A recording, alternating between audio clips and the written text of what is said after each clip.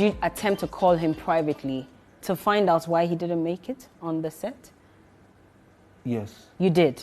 Yes. Did you? And you still didn't get an explanation? Did you get to speak to him? No. He didn't pick up? No. So that's why you resorted to Twitter? No. Okay. When I called him about the video, I didn't get hold of him. I went ahead, I shot.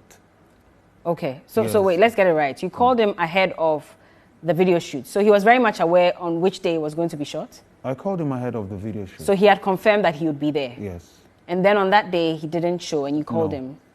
Okay, carry on. So when I called him, he didn't respond. So I went ahead, we did everything, we released the video. And then I tweeted at him that, yo, my G, you didn't show up. But if you need me, hit me up. But could you I'll not come have sent a through for you. message directly to him? No, Why? because I've known him more than any of you have for 10 years. So when I speak from a place of more insight than anybody else. Okay. Yeah. Because we're not getting the insight. That's what I'm asking. And when I say we, I don't mean me. Yeah, but people cannot get the insight because a tweet cannot explain everything, okay? And then you can also not explain an entire journey of working with people and everything. And especially, you don't owe anybody that explanation too, with no disrespect. You don't owe anybody, and aside that too, it's work. Yeah. So it's not sentimental. Okay. It is profession.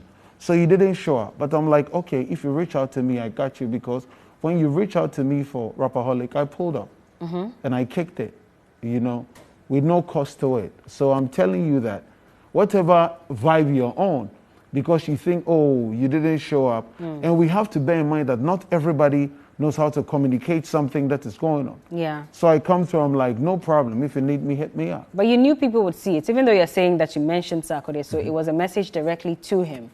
But No, you put it on a platform that has millions of people. And Yes. anybody, because they don't have the insight to your relationship with him, they could have misconstrued. And you still allow that to happen? No, you see, people will always misconstrue things, and that is something I am not bothered about. If you leave it vague, then they will misconstrue. If Don't I you leave think it so? vague. Yes. So, like I keep saying, when I tweeted at my brother, I tweeted at him for two things. We are working. We're in a space. Okay, we're in a space. My people who love my music, they will ask me why he didn't show up. I can explain to everybody. But I'm saying the most important thing is that know that you didn't show up, but know that it doesn't change our relationship. And if you need me, hit me up. Unless people want to read meanings beyond what they see. And that is what social media is. They want to read meanings beyond what they see. Yeah. Telling somebody you have their back, even though they've done something that is not right professionally, there should be no other deeper meaning to it. Whether you say it on a pulpit or you say it to them in the bedroom. It's like saying, I love you to somebody in public. It doesn't change the impact. And so people shouldn't see it any other way. Was this a PR gimmick? A deliberate attempt to get more people to jump on it? Because then if they see that tweet, they'll see that you've attached the video. They'll want to go and watch the video. Was it a way of promoting? No, your music I've never been about jumping on people for PR. Like, it's not to say that I'm full of myself, but I just know that you have your path. And then you just have to chat it. So I've never been about jumping on somebody for PR. It has never been my thing. That's probably the reason you don't even see me do song with a supposed hot person. I do song with people because they are talented. Okay. I do song with people because I feel that particular song, they'll bring something to the table. So there's nothing PR to it. And aside that, I am an A-list artist. Okay, I am on the level of Sarkodie, as an industry colleague. Yeah. There's nothing he can do creatively that I cannot do. There's no room he can walk into that I cannot walk into. So I don't need any level of PR. Did you get a response after this tweet from him? Still, nothing? No, that is expected. When you say that is expected? That is expected because that is how naturally Michael is. But we'll definitely get to have a conversation about it. When? That's the thing.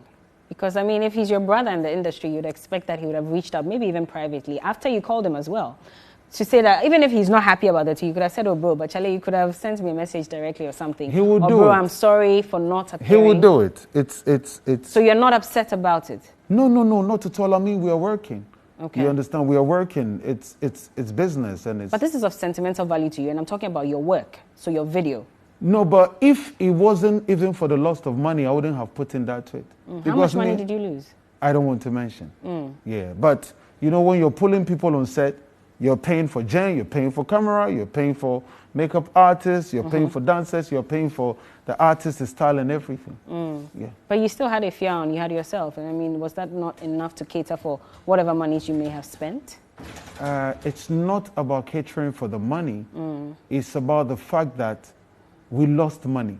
Were you supposed to pay him for making an appearance in the video? No. Okay. I'm not supposed to pay him. It's the money for the video. Okay. Yeah. Okay.